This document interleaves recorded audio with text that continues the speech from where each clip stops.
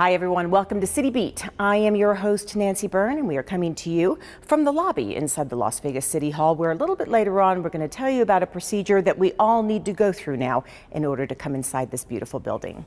But first, there are so many families out there in need of good, nutritious food all year round during normal times. So why in the world would we let the bounty from gardens across our community go to waste? That was a possibility at 72 schools where there are gardens that cultivate food, feeding the minds and the bodies of the students as well as their families. Well, it might have gone to waste if not for a beautiful partnership that's putting it to good use. So by taking these out, we're kind of giving them space to grow, so the ones that we're leaving in will have more room to expand. The coronavirus might have been able to bring many things to a screeching halt, but it wasn't strong enough to stop Mother Nature. Schools were one of the first things to shut down when the virus became a pandemic, but the school gardens continue to grow. And thanks to a partnership between nonprofits, The Good Life, and Create a Change, along with Garden Farms Foundation, none of these beautiful vegetables and herbs will go to waste. Typically, the harvest, the kids would harvest it. Sometimes they do a farmer's market and sell it to raise funds to support other things that are going on at the school. Sometimes some of the produce will go home to the families, but this is the first time we've ever had a concern of the harvest actually being wasted. And as you saw, it was absolutely beautiful produce. Pull straight up. If you pull sideways, the carrot can break in the ground, so you try to just straight up. And that's to feel the diameter, that's so you don't pick too early, right? Yeah, exactly. Vanessa Portillo runs Garden Farms Foundation. They provide farmers and instruction at some 70 local school gardens. The farmers teach students how to cultivate a successful harvest. On this day, she was giving her gardening tips to members of Create a Change and a volunteer chef from The Good Life. You can just see Chef Andrew PRODIGALIDAD cooking up in his mind what he will later on this day cook up for some needy families. Today, I think what we got, we'll be able to distribute meals to 20 families. In Chef Andrew's other life, he owns and operates a catering business, The Good Life, and even though his business is hurting due to the shutdown, that isn't stopping him from helping others. In fact, everyone involved credits him with coming up with the idea to put all of this food to good use. Look at that. We've been reaching out and doing different food donations. And then when Lisa and Andrew brought up the idea of working together to do this program for Chef Andrew's company, I was like, I have the perfect school because A, we're already connected with Create a Change now to that garden, and so it was just perfect. And the fact that the CP Squires kids are receiving this is just, it's the best. Excellent.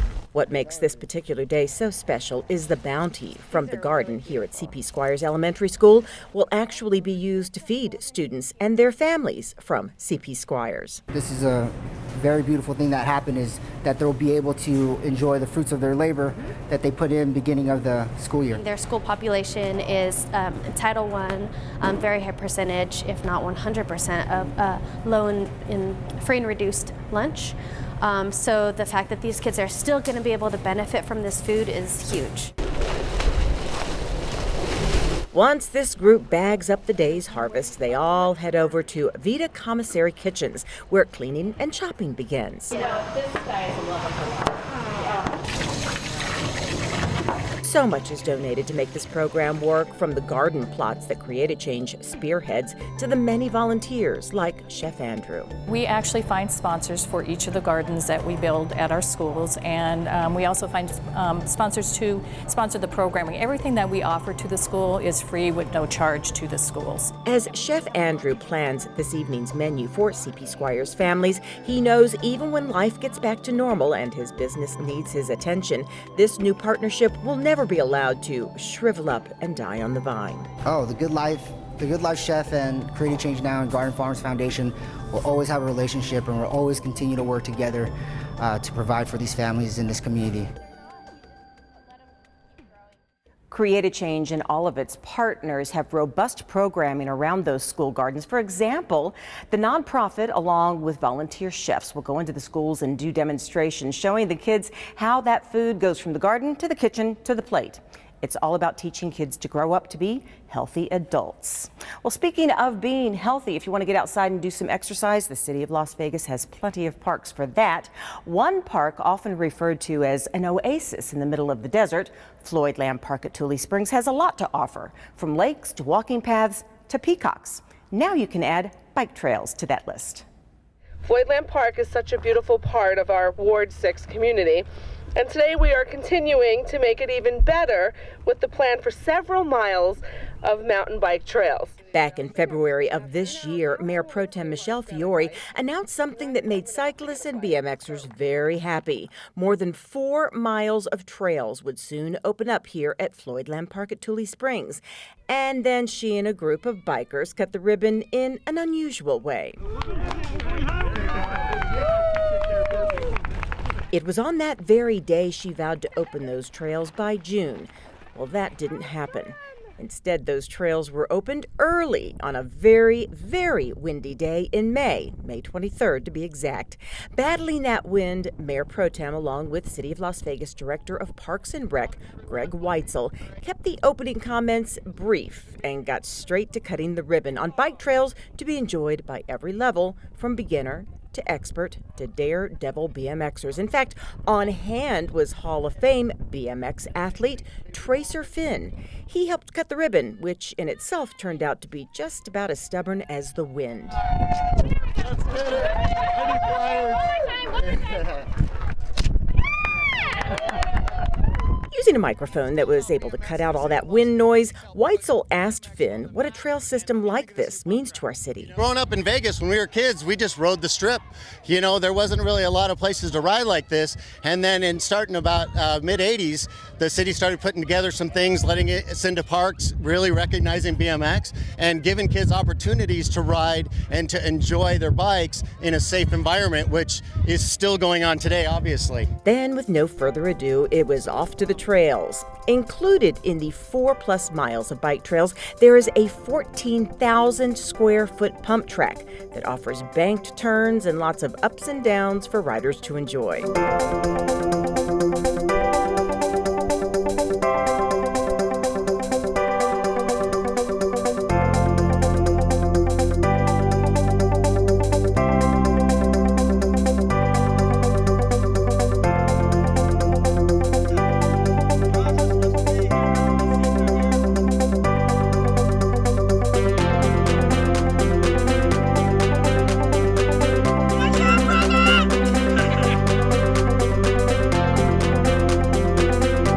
This project costs $425,000 and adds just one more great attraction here at Floyd Lamb Park for people of all ages.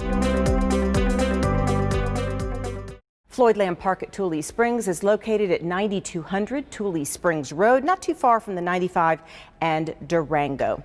Let's talk about a different type of opening. We always love hearing about businesses opening up in the city, especially during trying times like this. Well, recently ground was broken on a place that promises to be a hot spot for people who love artisan beer. We were there for the ceremony. Right now, this big warehouse property at 1301 Commerce Street looks like, well, a big old empty warehouse on Commerce Street. But by late summer or early fall, it should look more like this.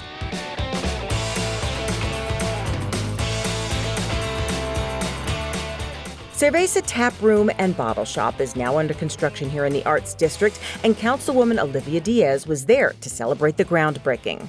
In a time where we're seeking slivers of hope and reactivity, and this is just an amazing bright spot to highlight that Vegas will come back stronger. It's just a matter of time, and so I'm so grateful to have you guys investing here in the city. This massive space will be home to people who love tasting a variety of brews from across the globe. We spoke with one of the 3 friends who are launching this new establishment. We're going to have over 24 beers on draft, and we're also going to have a wide selection of cans and bottles for our customers. And we also will have a limited amount of premium spirits as well. And it was the groundbreaking of a 6-year dream and vision that 3 friends have. Anthony, Tony, and Jonathan all were able to break ground on this exciting, innovative urban lounge that will feature cerveza, which is a Spanish word for beer, and it will be a tap room and bottle shop, so people will be able to experience different brews here if that's their thing. The Arts District is attracting so many unique boutique businesses. Business owners choose this area to build their dreams because they believe in the community that's being created here. And we just want a place where people could come, learn about the craft beers if they're not really into it just yet. So we want that place where people could come, have a good vibe, have a beer, talk with us, talk with the other people here, and just have a good place for people to enjoy craft beer. Like all the entertainment and shopping businesses here in the Arts District, it is hoped that Cerveza becomes a place where people come who are looking for something a little different. A cozy gathering place in a place that feels like home away from home.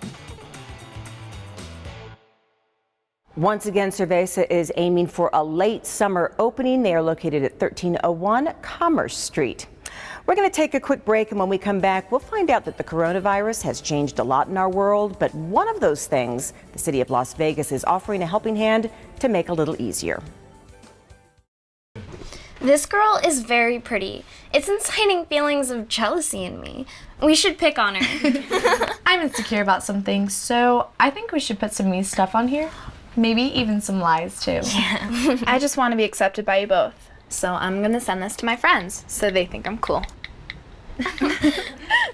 Kids bully for all kinds of reasons. None of them are good. Find ways to get involved at flipthescriptnow.org. Marie, you have prediabetes. Prediabetes? I don't have time to eat right or exercise. I'm a busy mom. Oh, you're a busy mom. Yeah.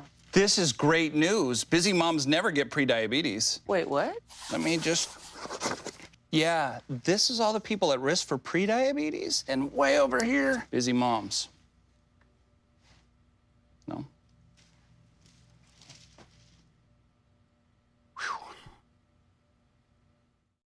I rescued Toast from a shelter in 2011. I love Toast because she's a lazy diva. Toast makes me laugh. When I walked into the shelter, I knew she was special.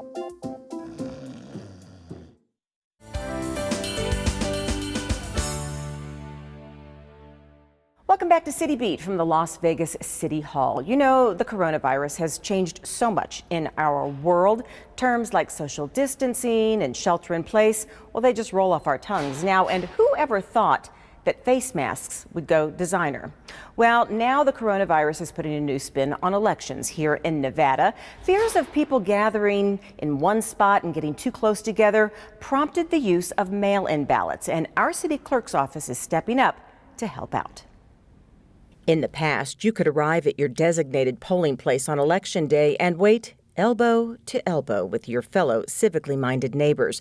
Well, long lines and little elbow room goes against everything we've been hearing about being safe thanks to the coronavirus. So this year, at least for the primaries, it is your isolated mailbox where you will cast your votes.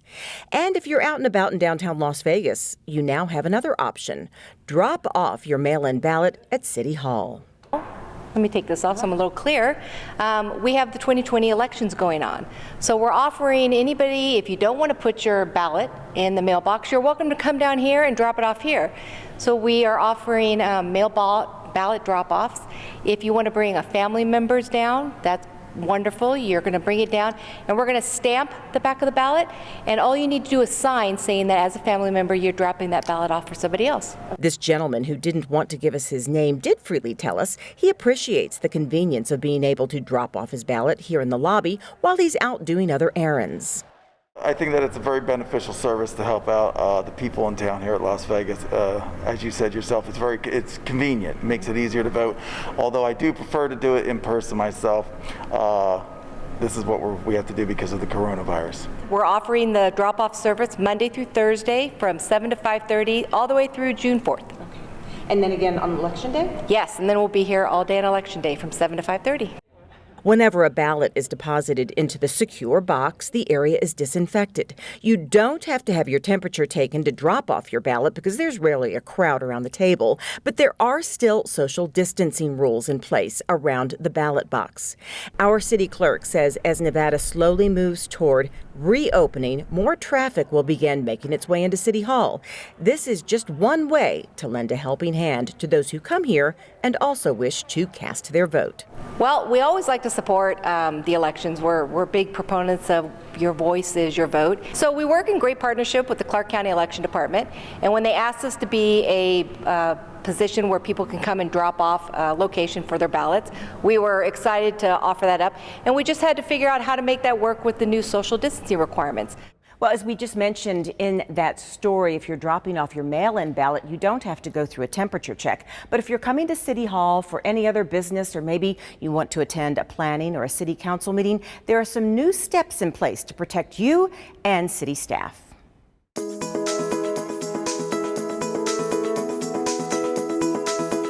Oh, the good old days when you could walk right up to our beautiful City Hall and walk right inside. Well, thanks to the coronavirus, that is no longer practical or safe for the public or the employees without going through a few safety steps. First of all, everyone comes in through one door where you will see a path marked by these barriers. They look a little like what you would go through at an amusement park to get on a ride. On the floor are indicators of where you must stand in order to adhere to social distancing. Don't worry, if there is a line, it moves quickly. While in line, you may want to ask yourself this series of self-certification questions. Do you have a cough or shortness of breath you cannot attribute to another condition? Do you have symptoms such as fever, chills, or muscle pain? And have you come in contact with anyone with a confirmed case of COVID-19? If the answer to all of those questions is no, then you move up to one of several city employees who will take your temperature without actually touching your forehead. If your temperature is 100.4 or higher, you'll be asked to take a seat for a few minutes so it can be rechecked. If it drops below 100.4, you are free to move on. If not, you will not be permitted to continue inside. Now, if you are turned away, it might be a good idea to check in with your doctor. It is not a diagnosis. It does not mean you have the virus. You just have a symptom that may be indicative of the virus. Well, let's talk about something that we've started here on City Beat that is positive since the coronavirus hit our world. I know it's hard to believe that coronavirus and positive can go in the same sentence, but when you look for silver linings, particularly in this community, you come up with a lot of inspiration. For the past couple of City Beats, we have done photo essays showing how Las Vegas residents are supporting Las Vegas residents. Well, this time around, we want to show you how Las Vegas turned out to support our graduates from high school and college who won't get the typical traditional graduation ceremony.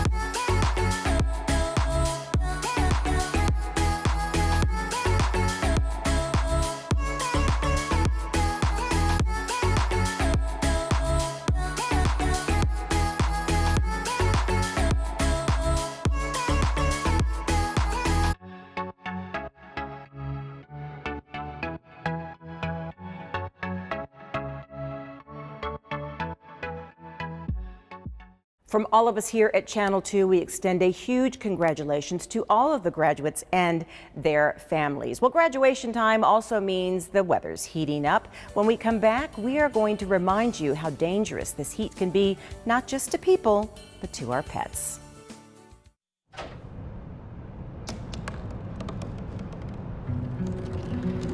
They said I couldn't dream. Called me a piece of trash and swore that's all I'd ever be.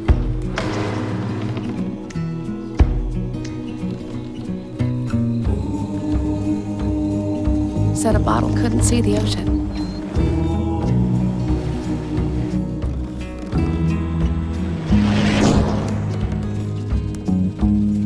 Give up. Go back to the dumpster.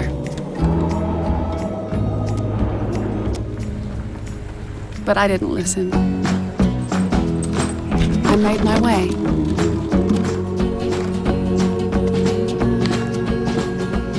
And now, I am what I've always wanted to be.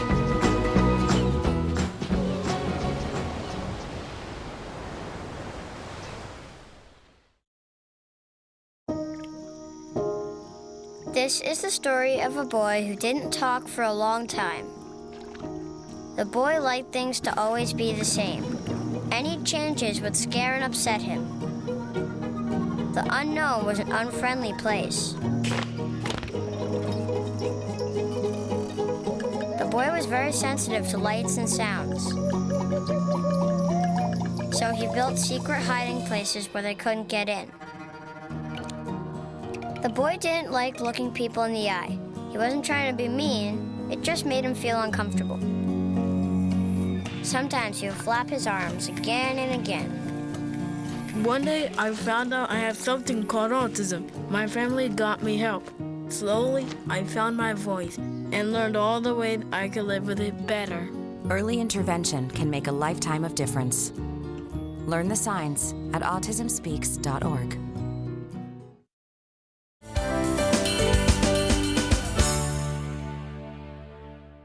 Welcome back to City Beat from Las Vegas City Hall. It seems like it should go without saying, but we're going to anyway. Our summers are dangerously hot here in the desert. Now, most people have the wherewithal to get themselves out of the heat and into safety. Our pets are totally dependent on us to protect them. Now, most veterinarians will tell you we live in a region where many times of the year there should not be an outdoor pet. But if your pet needs to be outside for any reason, for any length of time, there are basic needs you must provide. Our dogs love to get outside, run, and play, which is fine about 8 months out of the year here in Las Vegas. But when those temperatures climb in the late spring and summer, being outside can not only be extremely uncomfortable for our pets, it can be deadly. We spoke with Dr. Ken Saransky, Director of Veterinary Services at the Animal Foundation, about why heat is especially brutal for our furry family members. So you think about a dog, their body is covered in fur, they're not sweating the same way that people do, they're not able to release heat in that same way kind of all throughout their skin. Actually, their primary mechanism of dissipating all that extra heat is through panting.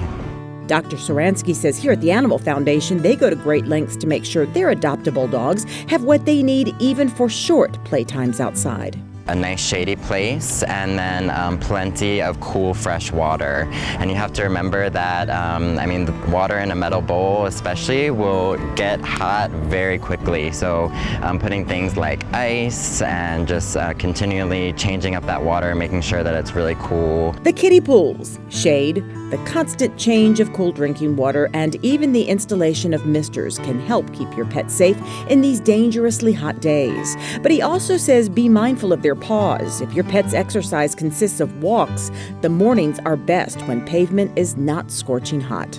A good rule that I like to use is actually to put the back of your hand onto that hot asphalt, the hot sidewalk or something like that before you decide to walk your dog on that, because especially June, July, and August here in the valley, it gets really, really hot, and just a little bit of time on those surfaces can actually burn the paw pads. Some signs that your pet is getting overheated are very heavy panting, since that is their only method of cooling their bodies, low energy or lethargic, a lack of response. You call them, but they don't come to you or even look your way. And vomiting, that's a sign they are in heat stroke. There are actually severe medical consequences that can happen from your pet being kept outside. So that heat exhaustion, that minor kind of, too much heat can actually become heat stroke, and so it can become much more severe. We can, signs like vomiting, seizures, internal organs basically are all affected by the heat, and heat stroke can become so severe it can even go all the way to death. These severely hot days are really only an issue a few months out of the year, so Dr. Saransky says his best advice is play or exercise in the early morning hours or later in the night. But keep in mind, the safest and most comfortable place for your pet to be in any extreme weather is indoors with you. Really the best thing you can do in June, July, and August here in the Valley is to keep your dog indoors. We know already that it gets extremely hot here.